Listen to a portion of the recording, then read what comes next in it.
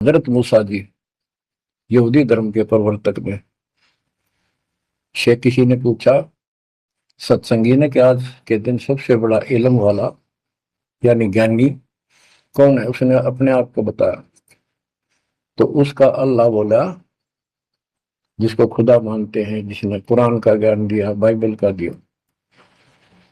कि मूसा तने ये बात बहुत गलत की, मुझे अच्छा नहीं लगा। तूने अपने आप को कैसे कह दिया मैं सबसे विद्वान हूँ।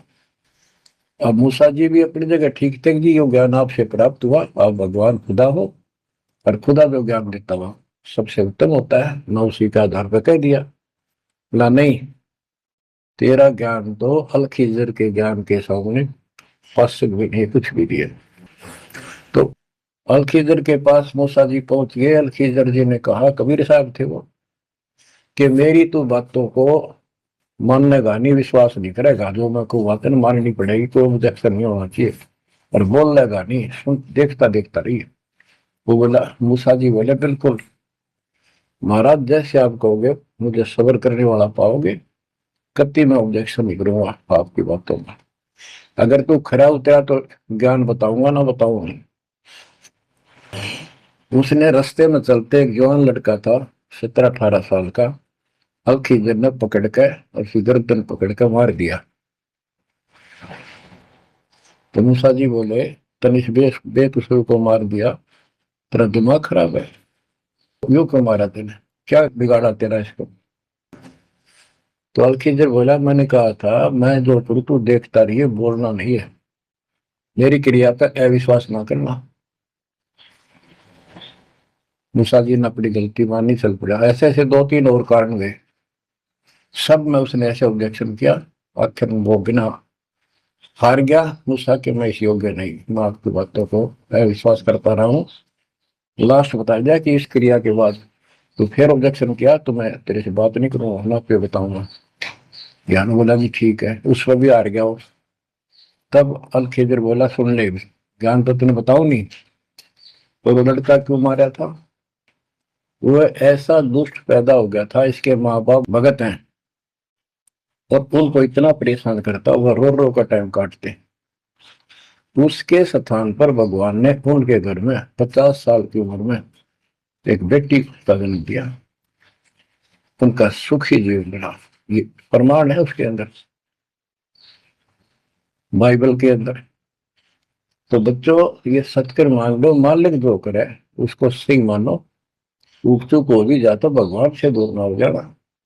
वो जो करेगा भगवान कभी गलत नहीं करेगा, ये तो आपने मानना ही पड़ेगा। गलत तो हम करे बैठे, हाँ यू काल करवाने लगेगा, पर रोज गलत हुआ है, एक दिन भी तो नहीं। तो बच्चों, परमात्मा की प्रत्येक क्रिया पर विश्वास रख कर चलो तुम।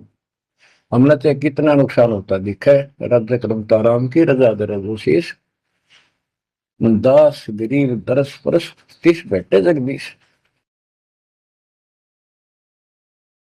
हम अपनी विचारधारा को ऊपर रखा है, जो घिसी पट्टी और बिल्कुल बकवादों से भरी होती है। इस कारण से हम भगवान पर विश्वास, गुरु जी पर विश्वास और सब क्रियाओं पर विश्वास करके अपने कर्म छोड़ कर फिर काल के जाल में फंसे रह जाते। और वहां कुछ है ही नहीं वो तो सारे उल्टे कर्म, बेसिक परंपरा बनावटी है। बच्चों, विश्वास करो अपने बंदी छोड़ पे, विश्वास नहीं करोगे तो मार खाओगे। गरीबदास जी कहते हैं, गरीब सर्जन अर्जुन को सतगुरु मिले, मक्के मदीने माही, 64 लाख का मेल था, 2 गन सब ही जाही। गरीब चंडाली के चौक में सतगुरु बैठे आए, 64 लाख गारत गए, 2 रहे सतगुरु पाए। गरीब सर्जुन अर्जुन ठाहरे, सतगुरु की प्रतीत, सतगुरु यहाँ ना बैठिए, यो द्वारा है नीच। गरीब ऊंच नीच में हम रहे, हाड चाम की दे, सरगुण अर्जुन समझियो, रखियो शब्द स्नेह। बच्चों, सरजुन और अर्जुन नाम के दो मुसलमान थे। इनके नाम तो मुसलमान पद्धति पर थे। परमात्मा मक्का मदीने में गए तो वहां बहुत से चमत्कार किए। इन दोनों आत्माओं को समझ में आई ये बात। फिर ये सारी संगत में वहां मुसलमान थे, 2 वक्त मुसलमान हुए। इन्होंने कहा, वैसे तो काफी थे मुसलमान भी, पर ये विशेष दृढ़ थे, सब नियमों का पालन करने वाले थे। तो इनका नाम बदल के सरजुन और अर्जुन रख दिया। परमेश्वर कबीर जी ने संगत की परीक्षा लेने के लिए लीला की कि ये विश्वास करते हैं या नहीं करते हैं। क्योंकि भक्तों में गुरुदेव के आदेश का भी पालन कम होने लगा था। जैसे एक लड़की थी, उसको ज्ञान हुआ वो गलत काम करती थी, वैसा थी। अपना जीवन सुधारने के लिए मालिक से ज्ञान सुना, सत्संग में आने लगी, तो संगत वाले उसको धिक्कारने लगे। गुरु जी से बताया, गुरु जी ने सत्संग के बाद उनसे कहा, भाई आपने इस चीज से कोई लेना देना नहीं, कोई सत्संग सुनेगा नहीं तो आत्मा कैसे साफ होगी, कपड़े को पानी साबुन लगेगा नहीं, उसका मैल कैसे उतरेगा। फिर भी वो जैसे तैसे अटपट करते रहते हैं। एक दिन मालिक ने परीक्षा ली। एक लड़की उस वैश्या को हाथी पर बैठाया, हाथी किराए पर लिया, हाथ में गंगा जल, सफेद पानी बोतल में भर लिया जैसे शराब हो। लड़की के कंधे पर हाथ रख लिया, सारी काशी में घुमा दिया, साथ में रविदास जी थे। तो जितने भी सबको पता चलता है, लोग देखते गए, शिष्यों को बुला बुला के लाओ, देख हम तो क्या करते, वहां पर वैश्या तक जाती है, दुल्हा कैरेक्टरलेस है।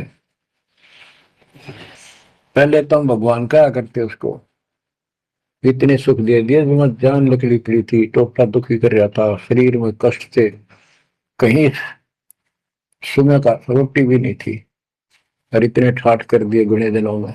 जब तो भगवान थे, आज वो शैतान लगे। ये हमारी कमजोर बुद्धि, जीव बुद्धि की सोच थी। सब परमात्मा को छोड़कर दूसरी साधना करने लग गई। गरीबदास जी कहते, बड़ुआ बड़ुआ सब कहे, कोई ना जाने खोज। क्यों ऐसे किया था उस मालिक ने, इसको कोई नहीं समझ सका। दास गरीब कबीर कर्म, बट चर का बोझ। कि वो इतने शिष्य बना लिए थे, उसका भार गुरु पे होता है उनको पार करने का। और वो सारे नकम्मे हो गए थे, अविश्वास कर रहे थे, मर्यादा का पालन नहीं करते थे, तो एक का झटके में सारे आप पड़ गए, वो भार सारा उतर गया। ये गेम है